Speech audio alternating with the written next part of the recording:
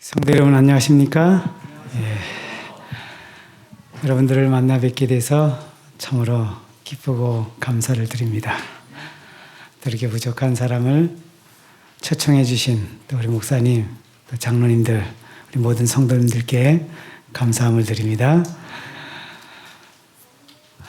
저 학생들이 제 생각보다 굉장히 많네요. 제가 지난주엔 왈댄스에 다녀왔습니다. 거기 갔더니 학생들이 많이 있어서 제가 굉장히 당황을 했는데요. 이 주제를 잘못 갖고 왔나 보다.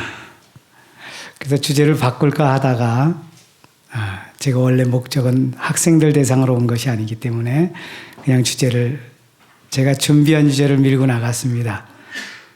다행히 학생들이 어렵지 않다 그래서 제가 용기를 갖고요.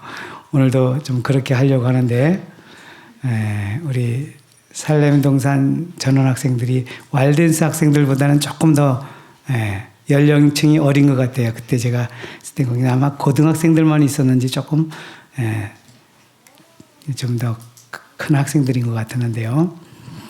어쨌든 좀 학생들 조금 어려워도 귀를 기울이시고 잘 들으시면 아마도 우리 학생들에게 큰 앞으로의 신앙삶에 큰 유익이 되리라고 믿습니다. 제가 목 상태가 좀 과로로 해서 조금 덜 좋은데 양해 부탁드립니다.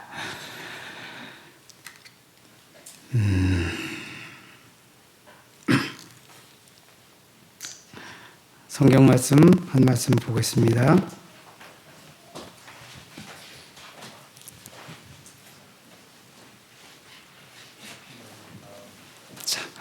우리 함께 다 같이 읽겠습니다. 시작. 이것들을 증거하신 이가 가라사대 내가 진실로 속히 오리라 하시거늘 아멘. 주 예수의 오시옵소서. 주 예수의 은혜가 모든 자들에게 있을지어다. 아멘. 여러분, 저기 주 예수의 은혜가 어떤 은혜일까요? 저기 나오는 은혜. 여러 가지 우리가 이해를 들 수 있겠지만은, 제가 본 각도에서는 아멘 주 예수여 오시옵소서라고 자신있게 말할 수 있는 은혜. 아멘 주 예수여 오시옵소서. 오늘 오신다 해도 오늘 오시옵소서라고 자신있게 말할 수 있다면 그것은 하나님의 은혜를 받은 거라고 확신합니다. 그렇죠? 아멘 주 예수의 오시옵소서. 재림은 우리 모두의 절대적 소망입니다. 뿐만 아니라 하나님의 간절한 소망이세요. 저는 과거에 제가 재림을 기다린 줄 알았어요. 근데 제가 점점 신앙 연륜이 깊어지면서 재림은 하나님께서 더더욱이 기다리신다는 걸 제가 느끼면서 재림이 더 설레해집니다. 재림은 하나님의 역사에서도 전무후무한 사건입니다. 인류 역사뿐만 아니라 하나님 역사에서도 전무후무한 사건이에요. 하나님께서 인류를 아담과 하와를 에덴 동산에서 내쫓고 이제 6,000년 만에 그 모든 후손들을 내쫓았던 아담과 하와를 비롯하여 모든 후손들을 데리러 이 땅에 오시게 됩니다. 하나님이 그날을 얼마나 기다리시고 얼마나 많은 준비를 하시겠습니까?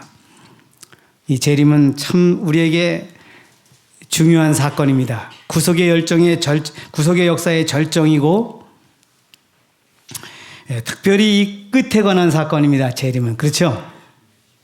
여러분, 끝이 좋아야 모든 것이 좋다 그래요. 그렇죠? 시작과 과정이 아무리 좋고 화려해도 끝이 안 좋으면 안 좋은 겁니다. 그러나 시작과 과정이 아무리 힘들고 어려워도 끝이 좋으면 모든 것이 다 좋은 것입니다. 우리 금메달리스트들 그렇게 고생하고 4년 동안 힘들게 모든 고난 역경 다 견디지만 그때 금메달을 걸으면 어떻게 될까요? 모든 것이 다 좋은 아름다운 추억으로 바뀌는 것입니다. 그러므로 이 재림, 저는 늘 자주 이 이야기를 많이 언급합니다. 내가 왜 태어났는가? 내가 왜 사는가? 나는 제가 태어난 이유를 아무리 생각해도, 아무리 오래 많이 생각을 해도 예수님 믿고 구원받으려고 태어난 것 이상이 없더라고요. 맞습니까? 여러분, 이 세상 모든 사람들은 예수님 믿고 구원받으려고 태어난 거예요. 원래는 아담과 하와가 범죄하지 않았다면 자동으로 태어나면서부터 문제가 없는데, 범죄하고 이 세상이 타락하는 바람에 우리가 예수님을 믿어야 구원을 얻게 돼 있죠. 내가 왜 사는가? 아무리 생각해도 재림을 준비하려고 사는 것 같습니다. 여러분, 그렇습니까? 재림 준비만 성공하면 모든 인생은 성공한 겁니다. 재림 준비를 실패하면 모든 인생은 실패한 거예요. 저는 때때로 이렇게 재력가들이 마지막 임종들 맞이하는 것을 제가 이렇게 생각해 보면서, 우리 정주영 회장님 같은 경우에 얼마나 자수성가하고 세상에서 성공한 사람처럼 뽑지 않습니까? 그러나 그가 재림을 준비하지 못하고 운명하셨다면 그는 인생을 성공하지 못한 겁니다. 그렇지, 학생들? 재림을 준비하면 영원을 성공한 겁니다. 영원. 그래서 저는 우리 학생 만날 때부터 이 재림의 목숨 건 사람이었어요. 재림 신앙으로 태어나서 재림은 제 신앙의 전부였습니다. 늘 어렸을 때부터 이 재림 떠나지 않았습니다. 자라면서도 재림에 관하여 꿈도 많이 꾸고, 이 재림은 참으로 중요합니다. 그래서 제 재림은 아무리 우리가 중요하고 또 강조해도 결코 지나치다고 말할 수 없을 만큼 중요해요. 이건 우리에게 절대적으로 중요합니다. 아무쪼록 이 자리에 모든 우리 성도님들 또 학생들, 이번 기회 동안 우리가 재림 준비 어떻게 할 것인가? 저는 성경을 연구할 때 이 세 가지 주제밖에 없습니다. 거듭남 무엇이고, 내가 왜 거듭나야 되고, 어떻게 거듭날 것인가? 믿음으로 말미암는 이가 무엇이고, 내가 어떻게 믿음으로 말미암는 일을 경험할 것인가? 또 재림 준비, 내가 왜 해야 하며, 무엇을 해야 하며, 어떻게 해야 할까? 저는 성경 연구 주제가 전부 여기에 포커스가 맞춰졌어요. 이번 제가 한 대략 쉬어보니까 6번 시간을 저에게 주어진 것 같은데요. 6번 동안 제가 이것만 할 겁니다. 재림 준비, 무엇을 어떻게. 오늘 이 첫 번째 시간은 왜 우리가 재림 준비를 해야 하는가. 여러분, 이 첫 시간은 좀 무겁습니다. 여러분 이해하십시오. 왜냐하면 우리의 현 주소를 정확히 이해해야 우리가 그때부터 구주를 찾게 됩니다. 광야에서 구리뱀을 쳐다보는 자는 뱀에게 물린 것이 무엇인가를 아는 사람만 쳐다봐요. 어설프게 아는 사람은 독발다가 죽습니다. 근데 진짜로 뱀에게 물린 거를 뭔가 그걸 안다면은 독을 빨지 않아요. 왜요? 독 빨아봐야 결국 죽으니까. 그런 사람만 구리뱀을 보게 돼 있어요. 그러므로 오늘 첫 시간은 조금 주제가 무겁지만, 여러분 내일부터는 제가 더 밝고 희망 있는 뭔가를 가졌기 때문에 제가 여러분들을 무거운 주제로 좀 말씀을 드리는 것입니다.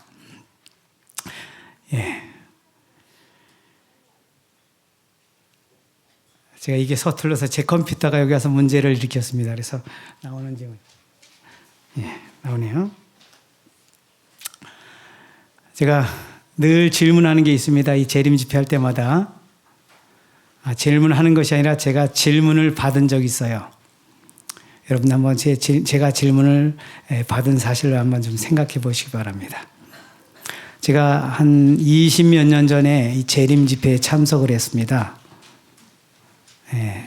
제가 최초로 재림 집회 한번 참석을 해서 이 단상에 이렇게 강사님이 올라오시면서 대뜸 세 가지 질문을 하셨습니다.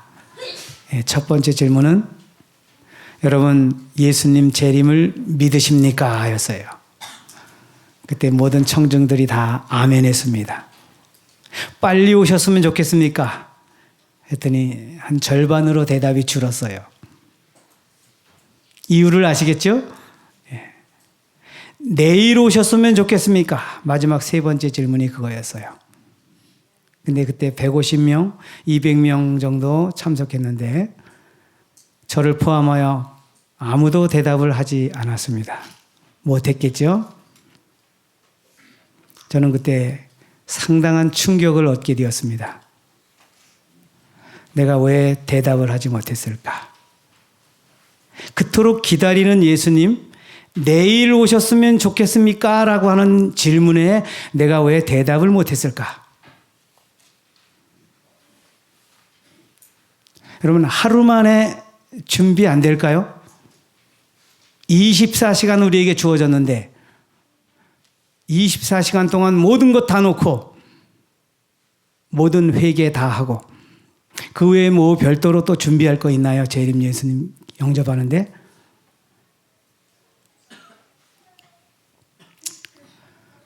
저는 그때 그럼 내가 이 대답을 언제쯤이면 자신 있게 아멘 주 예수여 오시옵소서라고 자신 있게 대답을 할 수 있을까? 3년, 5년, 10년? 제가 그때 35살이었어요, 나이가. 35년을 저에게 시간을 다시 준다 할지라도 저는 이 질문에 대한 대답할 자신이 없었어요. 도대체 무엇이 문제인가 그럼? 도대체 내가 얼만큼 준비해야 이 질문에 대답을 할 수 있을까? 그때 당시에 이 재림교회의 구호는 주님 오십니다 그러면 준비합시다 였어요. 늘 그랬어요. 일주일에 서너 번씩 교회 가서 준비합시다 했어야 돼요. 저도. 그때마다 제가 무엇을 준비한단 말인가? 무엇을 준비한단 말인가 내가? 얼만큼 준비한다. 품성 변화라고 배웠지만은 품성 변화 얼만큼 준비해야 되는가? 그때 저는 품성 변화를 굉장히 많이 시도를 했어요. 우리 학생들 여기 있지만은 제 기억으로는 12살인가 14살 그때쯤부터 제가 재림을 맞기 위해서 품성을 변화하려고 시도를 했고 굉장히 노력을 많이 했습니다. 우리 학생들만 해도 새벽 4시에 항상 단상에 혼자 나와서 무릎 꿇고 기도하면서 재림을 준비하려고 구원의 확신이 없기 때문에 제가 구원의 확신을 가지려고. 근데 이상하게 그때마다 재림에 관하여 꿈을 꾸면은 꼭 저는 구원을 못 받더라고요. 우리 어머니는 구원을 받는데. 그래서 제가 더 기도하고 더 품성 변화 되려고 어려서부터 많이 노력을 했어요. 근데 35살이 될 때까지 제가 그 대답을 얻지 못한 겁니다. 얼만큼 준비해야 되나. 이게 참 난제였어요. 뿐만 아니라 신앙을 하면서 굉장한 딜레마에 많이 빠졌는데요. 저기 7대 딜레마라고 제가 써놨습니다. 첫 번째 이 회개라는 문제가 저를 참 힘들게 했습니다.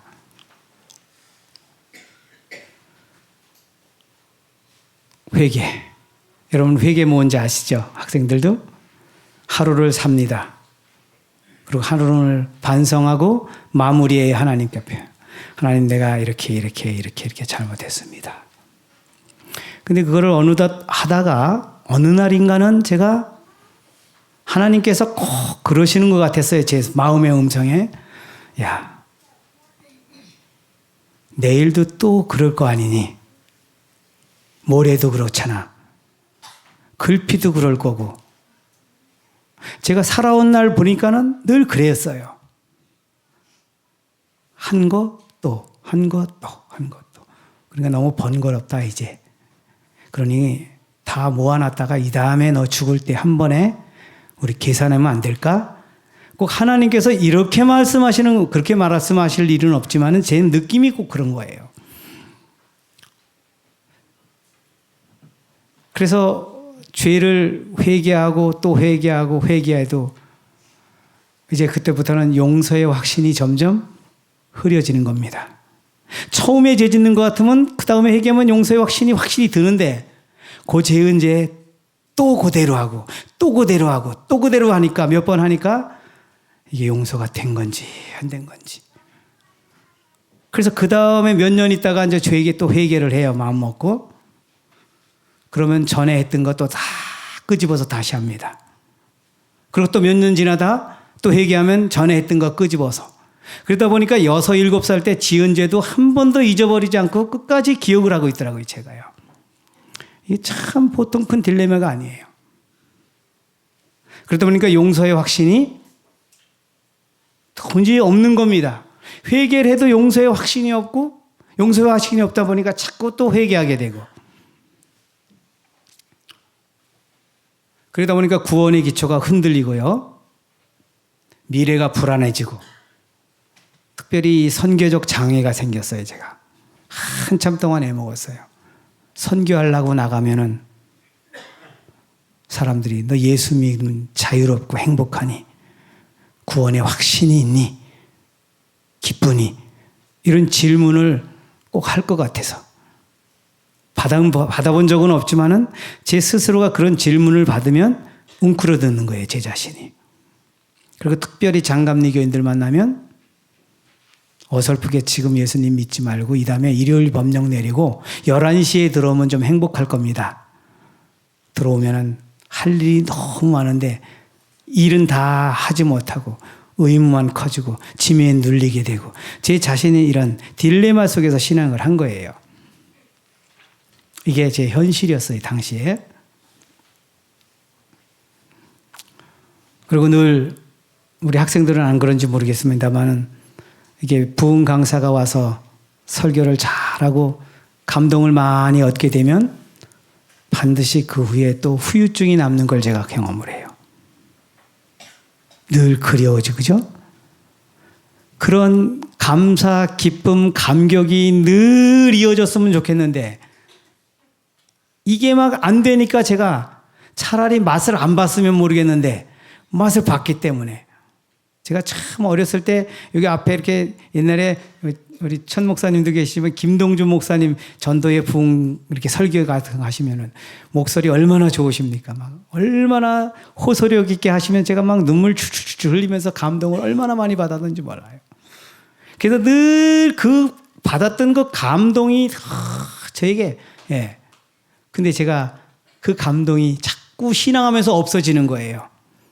표준은 높아지고 귀는 높아지고 제 만족은 떨어지고 그래서 신앙 연조가 깊어질수록 이제 감동도 적어지고 감격도 적어지고 이런 모습을 보면서 이야 이게 보통 큰 문제가 아니구나. 제가 늘 그러다가 어느 지경까지 갔냐면 7번째는 이렇게 물음표만 달아주면 7번째 제에 빠진 딜레마가 뭐였냐면요. 그러다 보니까 제가 어느새 가장 부러운 사람이 누구였냐면 재림 공헌묘지에 예수님 안에서 임종하신 우리 성도님들 선배님들이 제일 부러웠어요.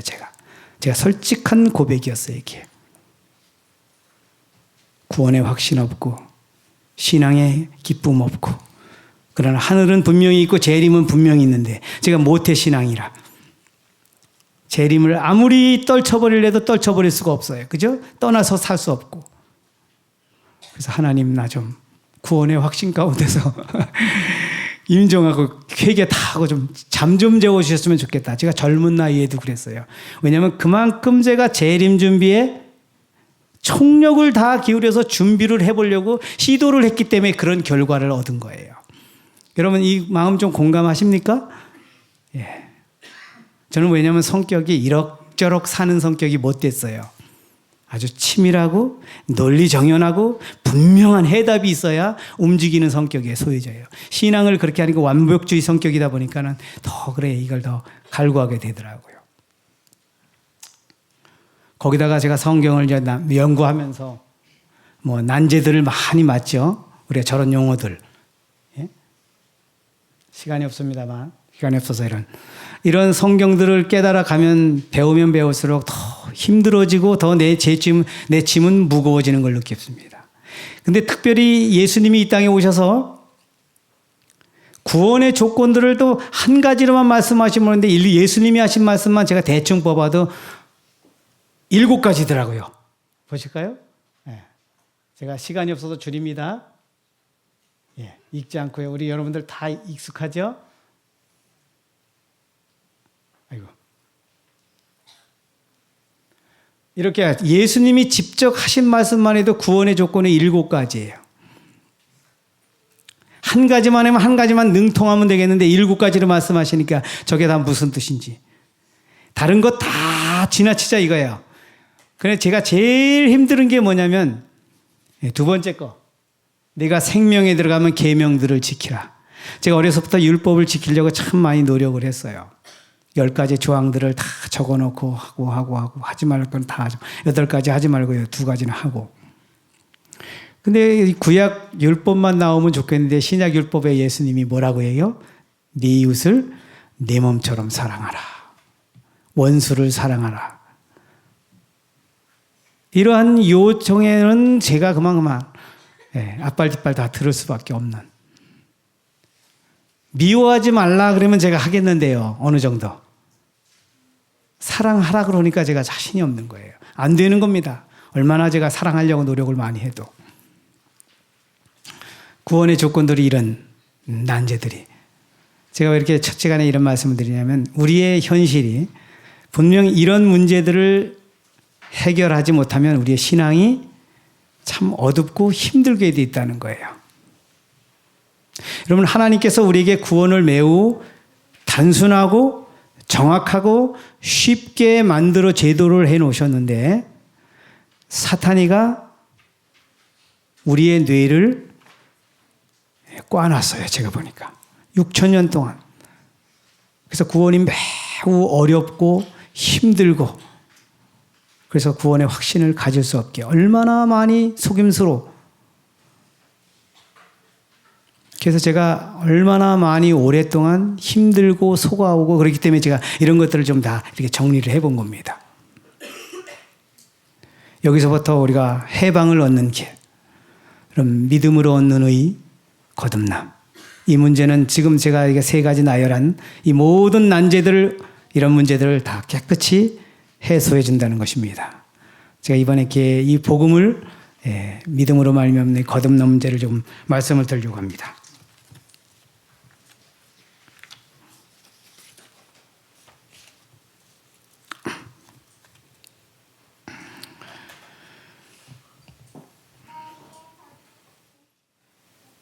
자, 우리 한번 성경절 다 같이 읽겠습니다. 시작.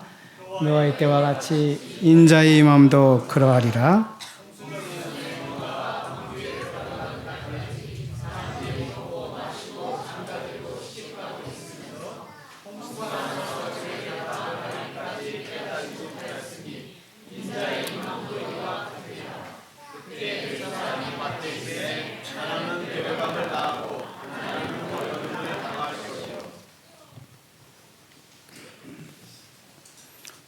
두 여자가 매를 갈고 있으며 하나는 데려감을 당하고 하나는 버려둠을 당할 것이니라. 그러므로 깨어있으라. 밑에요. 깨어있어. 이러므로 너희도 예비하고 있으라.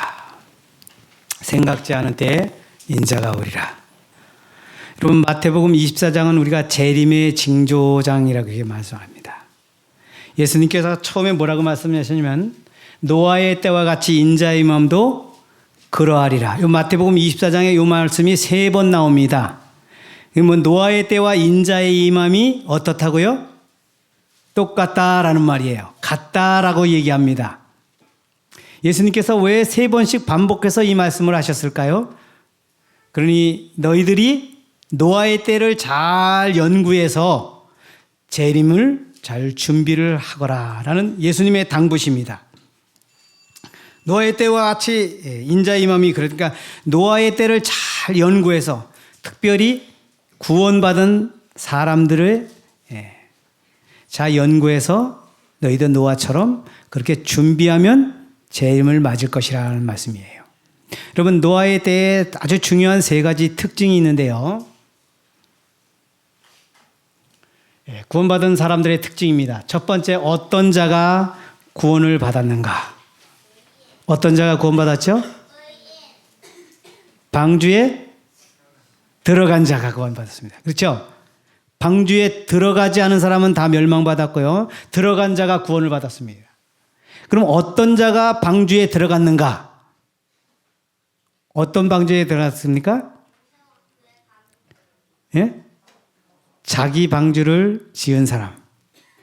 여러분, 자기 방주를 지은 사람만 방주에 들어갑니다. 여러분, 자기 방주를 짓지 않고 남의 방주를 진 사람도 있었어요. 예, 품팔이 목수들, 그렇죠? 품팔이 목수들은 홍수를 믿지 않았지만 돈을 벌려고 방주를 짓습니다. 방주를 지으면서도 뭐라 그래요? 이 노아 영감님은 뭐야 좀? 정신이 좀 약간,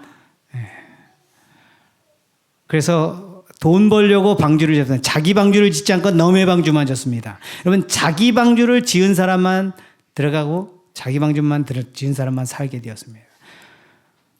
자, 여기 그러면 중요한 건 자기 방주를 짓는다는 말이 무슨 말인가? 이게 참 중요해요. 자기 방주를 지은 자는 몇 명인지 그는 좀 적하고요. 자기 방주를 짓는다는 의미는 무엇인가? 자, 너는 잣나무로 너를 위하여 방주를 짓되. 여러분, 잣나무로 방주를 지었다고 그래요. 여러분, 잣나무로 방주 지었습니까? 노아가요? 예? 노아가 잣나무로 방주 지은 거 맞죠? 예. 하나님께서 시키신 대로 했습니다.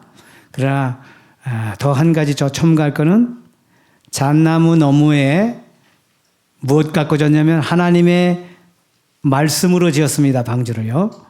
자, 여기 자기 방주를 짓는다는 것, 그가 소유했던 모든 것을 그는 방주를 짓는 데 다 바쳤다. 여러분, 방주는 적당히 투자하는 게 아니라 자기가 가진 모든 것을 다 방주를 짓는 데 바쳤다. 이 말은 뭐냐면 노아는 방주 짓는 일 외에 없었어요. 다른 일. 땅 개간하는 일도 안 했습니다. 왜요? 1년 있으면 이제 120년 있으면 앞으로 홍수 나서 세상이 멸망할 거기 때문에 노아는 다른 거 할 겨를이 없었어요. 방주 짓는 일만 했습니다. 노아는. 물론 전도도 했습니다. 그래서 이 방주 짓는데 모든 것을 바쳤다. 여러분, 우리가 지금 방주를 짓는데 모든 것을 바치지 않으면 쉽지 않다는 걸 지금 이야기하고 있습니다. 홍수가 나서 저희를 다 멸하기까지 깨닫지 못하였으니 인자의 임함도 그러하리라. 저 깨닫지 못하였으니가 멸망의 주 원인이에요. 홍수가 나서 다 멸할 때 깨닫지 못했다 그랬어요. 멸하기까지 깨닫지 못했다. 노아가 여호와께서 자기에게 명하신 대로 다 준행하였더라. 여러분, 우리가 노아의 특징을 살펴보면 방주를 지은 사람만, 특별히 자기 방주를 지은 사람만 구원을 받았고요. 자기 방주를 짓는다는 것은 뭐냐면 모든 것을 다 바쳐서 그것만, 여러분, 우리의 재림 준비에 모든 것 다 바쳐서 우리가 해야 하는 것은 자명해요. 그렇죠?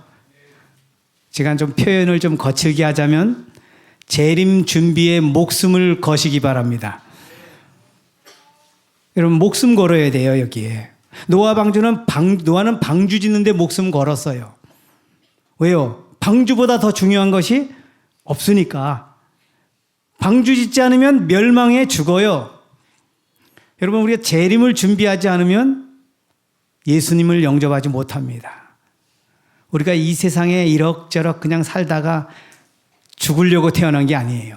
자, 아까 처음에 말씀드렸지만 예수 믿고 구원받으려고 태어났는데, 여러분, 예수 믿고 구원받으려고 태어났고 이제 그 예수님 발견했으니 재림의 예수님 준비해야 되지 않습니까? 여러분, 목숨 걸고 준비하는 사람만 준비하게 돼 있더라고요. 제가 성경 예언의 보니까 이것저것 겸해서 하는 것은 안 되게 돼 있어요. 이 세상에서 제일 무서운 사람이 목숨 걸고 덤비는 사람이래요. 사단이도 제일 무서워하는 사람이 목숨 걸고 재림 준비하는 사람입니다. 근데 이것저것 하는 사람은 다 속일 수 있어요, 사단이가. 목숨 걸고 재림 준비에 뒤져가는 사람은 속지 않습니다. 하나님께 인도함을 받게 되어 있어요. 근데 이것도 좋고 저것도 좋고 조금 더 있다가 이러면 사단에게 우리가는 깜빡깜빡 거의 다 속고 만다는 것입니다. 여러분, 모든 것을 방주 짓는 데 다 바쳤다. 이게 매우 중요해요. 제가 오늘 이 시간에 현대 방주 짓는 것은 제가 말씀 못 드립니다. 여러분, 세상은 두 번 멸망하게 돼 있어요. 첫 번째 노아 홍수로 물로 멸망합니다. 그래서 물에서 떠다니는 방주를 지어야 돼요. 그래야 살 수 있어요. 근데 마지막에는 불로 멸망하게 돼 있어요. 그렇죠? 불로 멸망이기 때문에 마지막 현대 방주는 뭐냐면 불연제로 져야 돼요. 불연제로 져야 구원을 얻게 돼 있어요. 그럼 이 불연제가 무엇일까? 그 불이 영광의 불이라 그랬어요. 하나님의 영광의 불. 그러면 성경에 영광의 불에 타지 않는 게 있을까요? 이 세상에? 그건 가시적인 거 아닙니다. 제가 오늘 그 불연제, 오늘 말씀은 안 드립니다만, 제가 마지막 설교 때 제가 말씀을 드릴 겁니다. 그 불연제가 무언가? 그럼 우리는 불연제로 방주를 빨리 지어야 돼요. 방주 짓지 않으면 희망이 없습니다. 우리에게 지금 노아의 때와 같이 인자의 임함도 그러하리라. 너희가 노아의 때를 잘 관찰하고 연구해서 노아처럼 방주를 지어라. 근데 노아 당시에는 방주를 지면 구원이고 안 지면 멸망이었어요. 흑백 논리예요. 쉽지요? 짓느냐 안 짓느냐, 그것이 구원을 얻느냐 멸망을 받느냐 했는데, 현대 방주는 그렇지 않아요. 짓긴 다 똑같이 짓습니다. 근데 어디다가 어떻게 짓느냐예요. 여러분, 종이돈과 10,000원짜리 지폐와 종이는 구분하기 쉬워요. 그렇죠? 10,000원짜리와 종이니까. 근데 위조 지폐는 구분하기 힘들어요. 어떤 게 진짜 돈인가. 그래서 현대 방주는 굉장히 집기가 만만치 않아요. 왜냐하면 그 기초가 모래인지 반석인지 땅속에 묻혀 있기 때문에 기초가요. 제가 과거에 이렇게 매미 그 장마 홍수 때요, 울진 가다가 슬라브집이 개울 한복판에 콱 이렇게 처박혀 있는 게 봤어요. 왜 그러냐면 그 개울가에다 졌는데요, 그 밑이 돌이 아니고 모래예요. 그래서 물이 밑을 콱 치고 나가니까 집이 그냥 물에 떠내려가서 쿡 처박혀 버렸어요. 기초의 문제였어요. 여러분, 반석 위에 집을 졌는지 모래 위에 집을 지었는지 창수가 나오면 아는데, 창수가 날 때 이미 늦어요. 내가 지금 모래 위에 짓는지 방주 위에 짓는지 반석 위에 짓는지 이거 구분하기가 만만치 않다는 겁니다.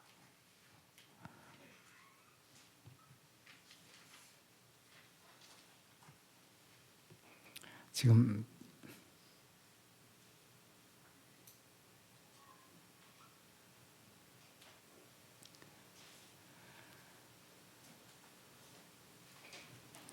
예수께서 대답하여 가라사대 너희가 사람의 미혹을 받지 않도록 주의하라. 많은 사람이 내 이름으로 와서 이르되 나는 그리스도라 하여 많은 사람을 미혹케 하리라. 거짓 선지자가 많이 일어나 많은 사람을 미혹하게 하였으며 거짓 그리스도들과 거짓 선지자들이 일어나 큰 표적과 기사를 보이어 할 수만 있으면 택하신 자들도 미혹하게 하리라. 마태복음 24장에 특별히 이 미혹이라는 단어가 4번 등장합니다. 미혹. 그러면서 택하신 자도 미혹한다. 여러분, 아담과 하와가 사단의 미혹으로 인하여 타락했어요. 아담과 하와뿐만 아니라 3분의 1 천사도 아주 감쪽같이 타락했습니다. 그죠? 그들은 사단의 정체를 처음에 몰랐습니다. 근데 하물며 우리는 죄인으로 태어나서 가진 것 죄밖에 없고, 그죠? 죄에 익숙한 우리들 속이는 건 사단이가 시군죽 먹기라는 겁니다. 너무너무 쉽다는 거예요, 우리들 속이는 거는. 그래서 예수님께서 특별히 마태복음 24장에 제가 요즘에 연구를 해보니까 가장 두려운 징조가 미혹의 징조예요. 징조들이 많이 나오지만 이 미혹의 징조, 택하신 자들도. 여러분 3분의 1 천사가 어떻게 속았을까? 그 지성적 거인들이. 그것은 뭐냐면 루스벨이 더 월등한 탁월한 존재였기 때문에 그래요. 그래서 우리가 성령의 역사에 굴복하지 않고 하나님의 영에 정말 우리가 지배를 받지 않으면 사단에게 속는 건 너무너무 쉽다는 거예요.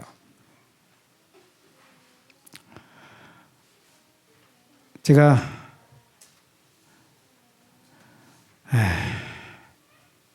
이 짧은 시간에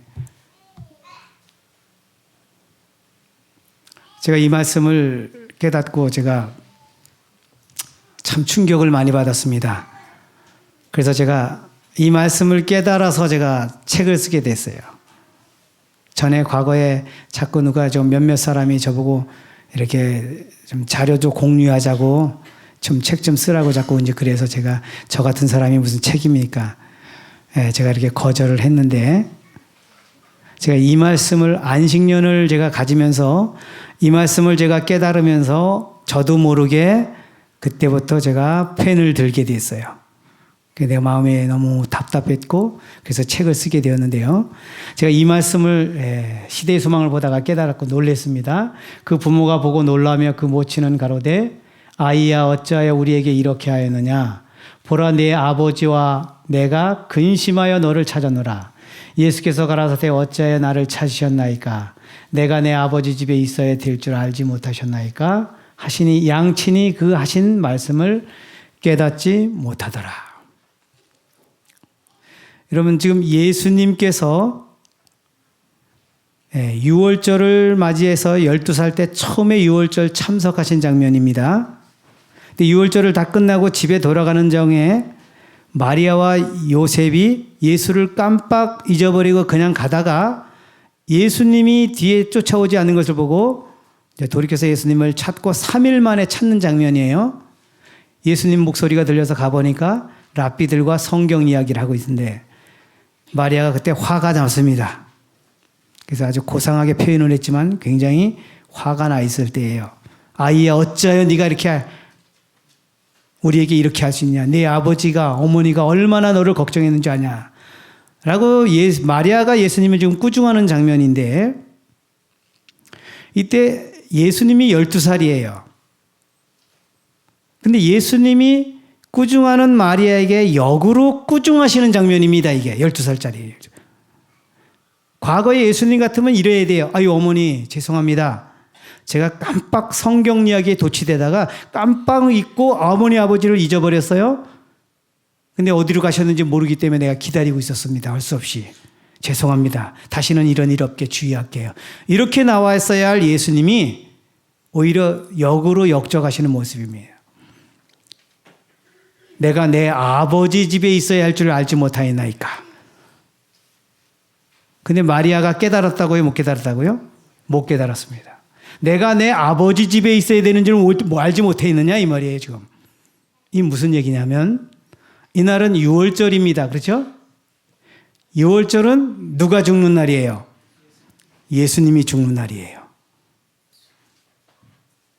이 말은 뭐냐면 그날이 6월절인데 6월절 양 대신 예수님이 오셨음에도 예수를 6월절 양으로 알아보는 사람은 단 한 사람도 없었고 요셉과 마리아까지도 몰라봐요. 여러분 마리아와 요셉이 알아보았다면 어떻게 했을까요? 그날 6월절 오기를 꺼려 했겠죠? 왜요? 그날 예수님이 죽는 날이니까. 그렇다면 아마 오기를 꺼려 했을 겁니다. 고민 많이 할 거예요. 그러면 예수님이 그렇다면 어떻게 했을까요? 어머니 아버지 6월절 때 내가 죽어야 되는 날은 맞습니다. 그러나 오늘은 지금 내가 12살이고 나는 적어도 성경을 보면 그때 이 예수님이 2300주야를 깨우고 있었는지 모르겠지만은 저는 그게 믿겨지는데요. 나는 33살에 그때 죽게 돼 있습니다. 그러니 오늘은 죽는 날이 아니지만 유월절 양을 죽는 모습을 보면서 언젠가는 어머니 아들이 내가 어머니 아버지 아들이 아니고 누구요? 하나님께서 보내신 독생자 예수 그리스도 메시아. 내가 그이니 내가 그때 죽을 죽음을 미리 대비하셔서 자 명상하시고 하나님께서 무엇을 주셨는지를 자 그리고 유월절을 맞이하시길 바랍니다 라고 성경을 가르쳐 주셨을 거예요. 예수님께서요. 근데 그들은 유월절 양이 누구인지를 알아보지 못했어요. 이게 단순히 이 마리아와 요셉 문제가 아니고 그 뒤에 이제 이걸 깨달은 제가 성경을 연구해 보니까 기가 막힌 거예요. 제가 예수님이 진짜 이 땅을 구원하러 이 세상을 구원하러 메시아 진짜 메시아가 오셨는데 이 예수님을 알아보는 사람이 단 시몬과 안나 외에는 단 한 사람도 없는 거예요. 성경에. 야, 어떻게 이렇게 될 수 있을까? 여러분, 예수님이 진짜 예수님이 오셨는데 모든 사람들이 뭐라 그래요? 이 예수는 가짜래요. 진짜 예수가 왔는데 다 가짜라 그러는 거 보니까 그 사람들은 어떤 예수를 기다리고 있어요? 가짜 예수를 기다리고 있는 겁니다. 누가 이렇게 만들었는가? 예수님이 성경과 예언을 통해서 오셨어요. 그렇죠? 근데 유대인들이 성경과 예언에 맞춰서 봐도 메시아가 아니라는 거예요. 그들이 메시아상을 소설책에 맞춰본 게 아닙니다. 그들도 똑같이 성경과 예언을 연구했던 사람이에요. 달달달 예언을. 근데 성경과 예언대로 오신 메시아가 가짜라는 거예요. 누가 가짜입니까? 이거 큰일이에요. 성경과 예언대로 오신 진짜 예수님을 가짜라고 하는데 도대체 누가 그들의 눈을, 여러분 예수님은 바뀌지 않았겠죠? 그들의 눈이 바뀌었겠죠? 성경과 예언을 공부하는 그들의 눈을 바뀌어놨겠죠? 누가요? 사단이가. 제가 책에는 그렇게 써놨습니다. 99% 이상 속였다고요. 제가 왜 이 이야기를 하냐면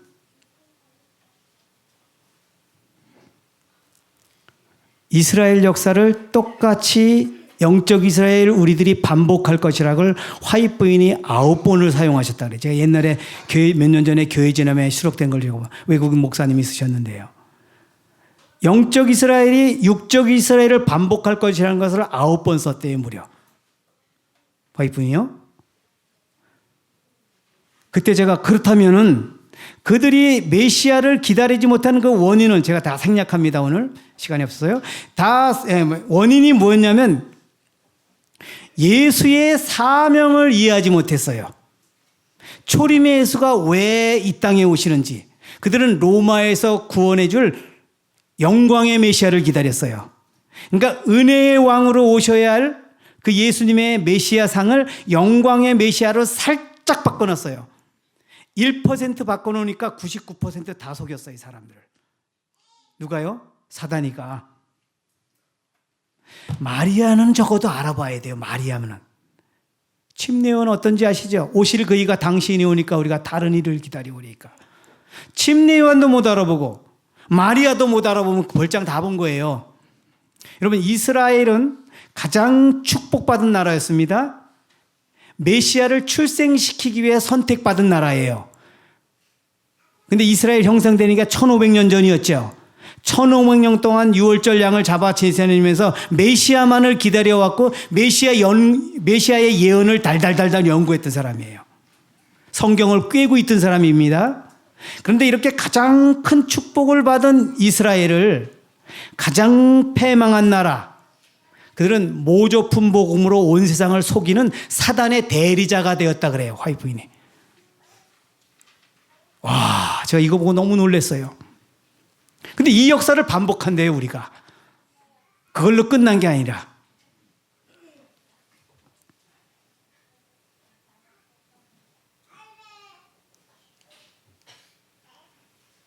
그들은 세상을 모조범으로 속였다. 그들은 세상을 구원하기 위하여 그들 자신을 하나님께 바치기를 거절함으로 세상을 멸망시키는 일에 사단의 대리자가 되었다. 하나님께서 진리의 기둥과 터가 되도록 부르신 백성이 사단의 대리자가 되었다. 여러분, 가장 큰 축복받은 나라, 진리를 맡긴 나라, 율법을 맡긴 나라, 이 나라가 사단의 대리자가 되었대요. 그래서 진짜 예수를 다 가짜라고 말하고, 여러분, 그들이 진짜인데 안 믿기로 하고서 못 박은 거 아니에요. 그들은 가짜라고 확신했어요. 몇 %요? 100% 확신했어요. 진짜인데 내가 자존심 상해서 죽일 거야. 이게 아니고요. 뭘 보고요? 성경으로요. 성경을 보고 성경대로 오신 메시아를 성경을 보고 가짜라는 겁니다. 그러니까 확신하잖아요. 소설책 보고 가짜라면 내가 뭔가 좀 잘못 알은 건데 이걸 가지고 피고 예언대로 보니까는 아니에요. 메시아가. 그 예언에다가 사단이가 살짝 가려놨어요. 메시아의 사명을 가려놨다고요. 침례원이 오실 그이가 당신이 오니까 우리가 다른 일을 기다려오니까 메시아가 예수님이 대답이 뭐였어요? 야, 두말할 거 없어. 가서 내가 메시아라 그래. 무조건 믿으라 그래. 이렇게 말 안 하셨어요. 예수님이. 내가 예수다. 내가 메시아야. 그래 맞아. 네가 침례원 당신이 기다리는 내가 메시아 이렇게 말하지 않았어. 이거 해봐야 소용없어요. 이러면 셈내원이 보라 세상 죄를 지고 가는 하나님의 어린 영이로다 성령을 통하여 그렇게 외친 사람이에요. 근데 뒤에 가서 가만히 보니까 메시아가 메시아 일을 안 하고 늘 이상한 거지 같은 힘없는 청년들 몇 데리고 다니면서 병자들만 만나고 다니니까 침례요한도 횡설수설한 겁니다.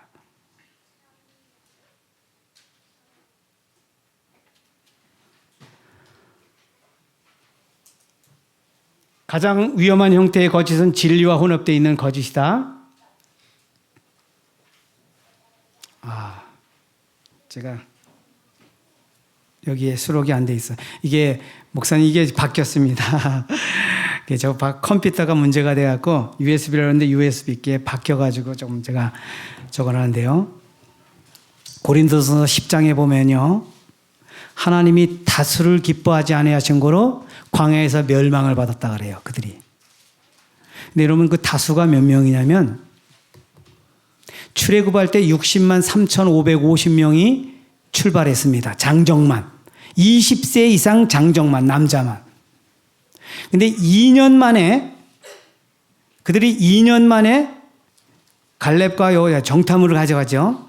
원래 하나님의 뜻이 아니었는데 그들이 하도 극성을 부려갖고 정탐을 하러 보냅니다. 근데 정탐을 딱 40년에 하고 나서 두 분류로 갈라져요. 근데 정탐한 사람들이 어떤 사람들이었냐면 지금 우리 제7일 안식일 예수 재림교회 조직으로 말하면 적어도 합회장, 연합회장님 이상님들이에요. 족장들이니까. 정확하게 말하면 지회장이 13명 아닙니까 우리. 그 정도 족장들 가장 영적인 사람들만 착출해서 보냈습니다. 당시는 가나안은 계엄령이었어요. 이스라엘 백성들이 어디 목적지에 가나안이 목적지 아닙니까? 2년 동안 먹을 거 하나도 한 달 먹을 거 갖고 왔는데 다 떨어진데 광야에서 만나를 먹고 그죠? 반석에서 물이 나오고 홍해가 갈라지고 기적의 기적을 밤에는 불기둥 낮에는 구름기둥. 아멜렉 전쟁하는 거 보셨죠? 하나님이 기적같이 이렇게 이끌고 계시는데 그들이 도저히 살 수 없는 환경에서 건재하면서 목적지가 가나안이래요. 이걸 아는 가나안은 비상입니다. 초비상. 이런 때에 정탐한다는 건 보통 믿음의 사람이 아니에요. 그래서 가장 믿음 있다고 생각하는 특출난 특공대를 12명 조직해서 보냈는데 40일 만에 돌아와서 두 부류로 갈라집니다. 이거 굉장히 중요한 사건이에요. 이게 바로 재림직전에 있을 흔들림 때에 일어날 일들인데요. 두 분류로 갈라져요. 갈렙과 여호수아와 열 정탐꾼. 근데 뭐냐면 열 정탐꾼은 그들을 뭐라 그래요? 그들 보기에 우리는 메뚜기 같다 그러고 갈렙과 여호수아는 그들은 우리의 밥이다 그래 버려요. 지금 정반대예요. 우리는 그들에게 곤충 같은 존재다 이거예요. 곤충. 그리고 갈렙과에서는 그들은 우리의 밥이다. 근데 여호와께서 우리와 함께 하시니까 우리 겁내지 말고 올라가자 라고 할 때 그들이 돌로 치려고 합니다. 제가 그 장면을 보면서요, 어떻게, 아니 웬만해서 돌로 치겠어요? 너희들만 믿음 있는 척하지 말라는 거예요 지금. 그래서 그들이 돌로 치려고 할 때 하나님이 개입하시죠. 그래서 그들이 재앙으로 죽습니다. 하나님께서 특별히 이 사건을 일부러 두셨어요. 왜요? 이건 말세를 만난 우리에게 뭘로요? 거울로 주셨다 그랬어요. 거울. 거울은 우리의 현재 모습을 정확하게 보는 겁니다. 그렇죠? 이스라엘 역사는 우리의 거울이라는 거예요. 여러분, 우리가 특별한 변화 없이는 근데 문제는 뭐냐면, 하나님께서 갈렙과 여호수아와 같은 사람을 또 많이 만들기 위해 38년을 유예 기간을 줍니다. 그렇죠? 근데 제가 그 뒤에 아무리 찾아봐도 없어요. 갈렙과 여호수아 뿐이었어요. 에이, 다 늙어 죽었겠지. 아니요. 그때 갈렙과 여호수아가 80살에 들어갔고요. 정탐물은 40살에 갔습니다. 그러면 갈렙과 여호수아 밑으로는 20살까지 있는데 그 동생들은 다 그래도 살아 있어야 되는데 적어도 10명이라도 좀 나와야죠. 안 나와요. 멤버가 다 교체됐습니다. 여러분, 제가 왜 이렇게 무거운 주제를 하냐면, 내일 또 말씀을 드리겠지만, 우리 이렇게 그냥 이럭저럭 안 되게 돼 있어요, 성경에. 특별한 변화 없이 안 되게 돼 있다 그랬어요. 왜 그러냐면 사단이가 우리를 너무 많이 속여왔어요. 이스라엘 백성들도 다 속았습니다. 40년 유예 기간을 주면 적어도 몇 명은 나와야 되는데, 저는 이 제7안식일 예수 재림교회가 분명히 하늘까지 가는 교회로 저는 확신합니다. 그러나 하나님이 이스라엘은 이끄십니다. 그러나 멤버가 교체된다는 사실을 기억하셔야 돼요. 그럼 제가 여러분들 겁주려고 하는 거 아닙니다. 특별한 변화가 있어야 돼요, 우리 함상에서. 멤버가 교체돼요, 멤버가. 하나님이 다수를 기뻐하지 않은 것이고. 여러분, 노아의 때 특징 8명. 제가 8명만 구원받는다는 거 아닙니다, 우리에게. 여러분, 그 숫자도 이스라엘의 묻자선의 수가 바다 모델 같을지라도 남은 자만 구원을 얻으리라. 성경 예언의 신을 보십시오. 재림교회가 계속 구원을, 화이프인은 뭐냐면 구원을 소수로 자꾸 지목하고 있어요. 저는 요즘에 재림기별을 제가 연구하면서 재림기별을 전하면서 제가 매 안식일마다 주말복에 나갑니다. 제가 이 같은 주제를 가지고 늘 하지만은 늘 마음속에 부담이 돼요. 안 할 수도 없고 할 수도 없고.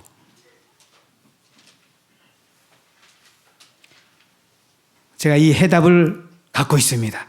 해답이 있으니까 제가 이런 말 하겠죠. 자신 있게. 해답 없으면 제가 이런 말 하지 않겠죠. 예, 우리 안에 특별한 변화가 있어야 합니다. 갈렙과 여호수아 같은 믿음. 여러분, 우리 재림 준비, 제가 서두에 내놨지만 저는 재림 준비가 너무 힘들었어요. 어렸을 때부터 재림 준비에 착수해가지고 35살 때까지 제가 재림 준비만 하고 살았어요, 나름.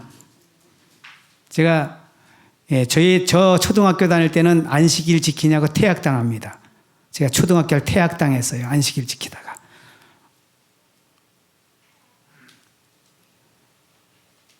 공부하면 뭐해? 하늘나라 가야지.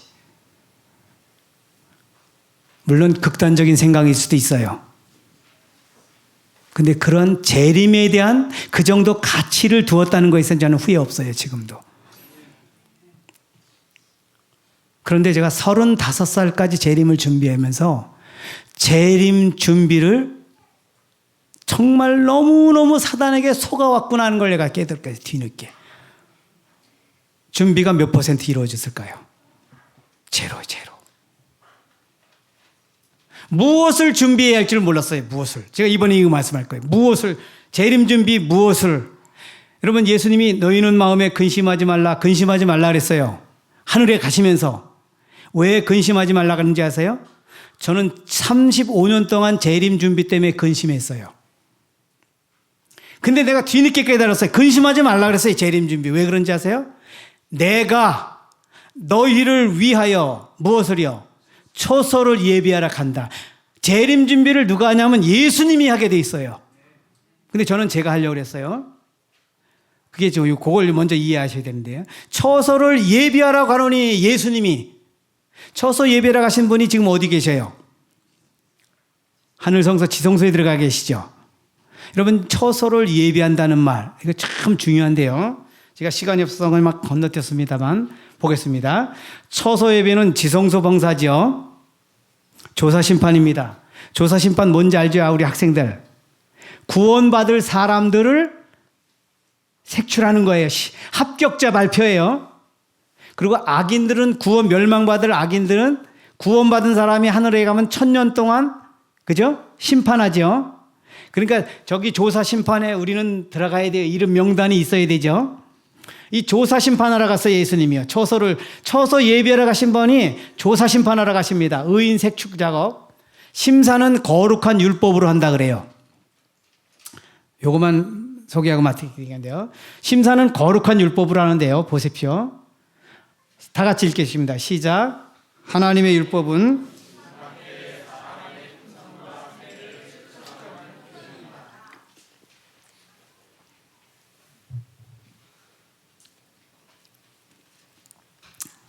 율법 가지고 심사를 합니다.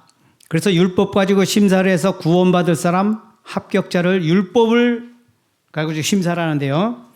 자, 여긴 좀 더 자세하게 나왔습니다. 이 말씀. 하나님의 율법의 적용 범위는 겉으로 드러나는 행동은 물론이요 감정과 동기에까지 이른다. 하늘 책에는 기회가 주어졌더라면 범했을 죄도 적혀 있다. 이 빨간 글씨가 굉장히 의미심장한 말이에요.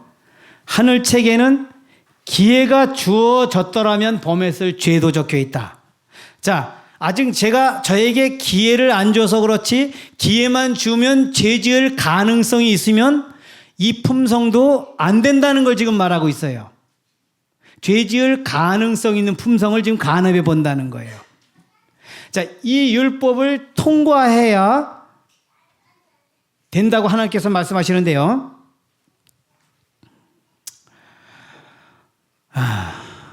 여러분 처소를 예비하러 간다. 한마디로 말하면 이건 뭐냐면 비자를 발급하러 간다는 말입니다. 비자 발급. 비자 발급을 어디서 해요? 율법에서 아까 하잖아요. 율법 앞에서 통과한 사람에게 비자를 발급하는데 여러분 비자가 우리가 미국에 가려면 비자를 미국 대사관에서 발행하죠. 미국 대사관은 미국 정부를 대표한 겁니다. 자, 그럼 아무에게나 비자 내주는 게 아니라 여권을 가져온 사람에게 비자 내래요. 자, 여권은 어디서 발행하죠? 학생들? 우리나라에서, 그죠? 우리나라 대한민국 정부가 인정한 사람이에요. 여권은. 전과범은 못 갑니다. 외국에. 그렇죠? 예. 전과범이 아니라 지금 현상수배범, 범죄하고. 여권이 없어요. 여권을 발행 안 해줘요. 그런 분들에게. 왜 거기 가서도 문제 일으키니까. 그래서 대한민국 정부가 보장하는 그 여권을 가진 사람에게 미국 정부를 대표하는 대사관에서 비자를 발급해줘요. 여러분 미국 가는 것도 이렇게 까다로운데 근데 미국은 간혹 속여서 갈 수 있어요. 그죠? 근데 하늘은 절대 못 속여요. 아까도 얘기했지만 기회가 주어졌더라면 범했을 죄까지 기록해 놓는답니다. 그러니까 저 율법을 통과해야 돼요. 그래야 비자를 발급받아요. 저 율법. 그 율법이 뭐냐면 우리의 품성을 측정해보는 우리의 품성을 들여다보는 현미경이에요. 현미경. 제 손바닥에 대장균이 있어요? 없어요? 학생들? 있죠? 안 보일 뿐이지. 현미경 갖다 대놓으면 보이죠? 그같이 율법이라는 현미경으로 우리 품성의 거울을 딱 들여다보면 우리 속에서 죄가 발견되면 안 된다는 거예요. 제가 이 말의 근거를 어디다 이거 하나 더 얘기할게요. 아담과 하와가 막 쫓겨났을 때에 품성이 얼마나 좋았냐면 떨어지는 낙엽과 시드는 꽃만 봐도 지금 배우자를 잃어버린 것보다 더 크게 슬퍼했다 그랬어요. 아담과 하와 그렇게 품성이 좋았어요. 근데 우리는 이웃이 죽어가도 눈 한 번 깜짝 안 하지 않았습니까? 이게 왜 그러냐면 품성이 그만큼 나빠져서 그래요. 퇴화돼서. 아담과 하와는 떨어지는 낙엽을 보면 왜 슬펐냐면 그 낙엽은 영원히 끝난 거예요. 내년에는 다른 낙엽이지 걔는 끝난 거라고요. 누구 때문에요? 자기 죄 때문에. 자기 죄 때문에 낙엽이 죽어야 한다는 사실이 아담과 하와는 너무 슬퍼서 배우자를 잃어버린 것보다 더 크게 슬퍼했다 그랬어요. 이렇게 좋은 품성을 가진 아담과 하와도 쫓겨났어요. 에덴 동산에서. 왜요? 이 품성은 안 된다는 겁니다. 그러니까 그거보다 더 나은 품성을 만들어서 하늘에 들어가게 하려고요. 여러분, 이런 율법에 우리 학생들 그 아담과 하와 품성보다 더 좋게 변화될 자신 있어요? 저는 옛날엔 그건 몰랐어요. 이런 말씀이 있었으면 아예 시도도 안 했을 텐데 이런 말씀이 있는 줄을 몰랐어요. 그리고 나름대로 품성 변화되려고 많이 노력을 했는데 변화가 안 된다는 걸 제가 참 많이 느끼고 한계에 왔는데, 여러분 왜 제가 이 말씀을 하냐면 이 여건, 우리가 비자를 발급받으려면 여건을 가져가야 되는데 이 여건도 예수님이 만드셨습니다. 제가 그 여건을 가지고 온 거예요. 여러분, 이 여건이 있어야 비자를 발급받아요. 성경에 일평생 율법 지키고 선한 일만 한 니고데모는 뭐라 그래요? 예수님이 너 다시 태어나야 돼. 그날 한편 강도는 예수님과 십자가상에서 6시간 만에 비자를 발급받습니다. 여러분, 강도와 니고데모의 차이점을 우리가 이해해야 돼요. 성경적으로. 강도는 비자를 받아요. 니고데모는 비자를 못 받았는데. 제가 무슨 말씀을 하는지 이해하죠? 여러분, 우리의 품성으로 변화돼서 비자를 만드는 것, 이건 어리석은 행동이라는 것입니다. 제가 내일 이 비자를 여건을 말씀드릴게요. 이 여건을 가지고 있어야 돼요, 우리가요. 이 여건을 가져야 하늘에서 저 율법에서 통과해서 비자가 발급돼요. 비자가 발급돼야 예수님이 우리를 데리러 오시게 돼 있어요. 너희는 마음에 근심하지 말라. 내가 비자도 발급해 줄 거고 내가 여건도 만들었다 이거예요. 그러니까 우리는 지금 뭐냐면 그 여건 찾는데 총력을 다 기울여야 돼요. 예수께 이 여건을 받는 데 있어서 총력을 다 기울여야 된다는 것입니다. 아무쪼록 저희는 내일 아침에 제가 이 여건을 좀 소개하겠습니다. 그래서 우리가 이 여건을 가지고 하나님께 나아갈 때 이 율법 앞에서 하나님께서 합법적으로 아주 합리적으로 분명하게 우리에게 비자를 발급해 주는 이 사건을, 이 모든 것을 믿음으로 말미암는 이 거듭남이라는 것입니다. 제가 내일에 그 말씀을 드리겠습니다. 오늘 말씀 여기까지 줄이겠습니다. 기도하고 마치겠습니다. 하늘에 계신 우리 아버지 하나님이시여, 우리에게 이 놀라운 복음을 주셔서 감사합니다. 우리는 우리의 힘으로 구원을 받을 수 없음을 분명히 압니다. 아버지, 우리를 위해서 여건을 만들어 주시고 비자도 발급해 주시는 우리 구주 예수 그리스도가 계심을 저희들이 배우기를 원합니다. 우리에게 성령의 지혜를 허락해 주시고 우리 힘으로 구원을 절대 이룰 수 없지만 우리 대신 예수께서 이 땅에 오셔서 모든 것을 다 이루어 주신 그 예수 그리스도를 믿음으로 우리가 구원 얻는 이 분명한 도리를 분명히 깨닫고 우리가 참된 신앙을 자유 가운데서 재림을 잘 준비하는 우리 모두가 되도록 축복해 주옵소서. 이번에 저희들이 특별한 모임을 가졌사오니 아버지여, 우리에게 지혜를 주시고 이번 기회에 재림 준비 무엇을 왜 어떻게 해야 하는지를 분명히 하나님께 말씀을 통하여 깨닫고 경험하고 준비하는 우리 모두가 되도록 축복해 주옵기를 우리를 죄에서 구속해 주신 우리 구주 예수님의 이름으로 간절히 기도하옵나이다. 아멘.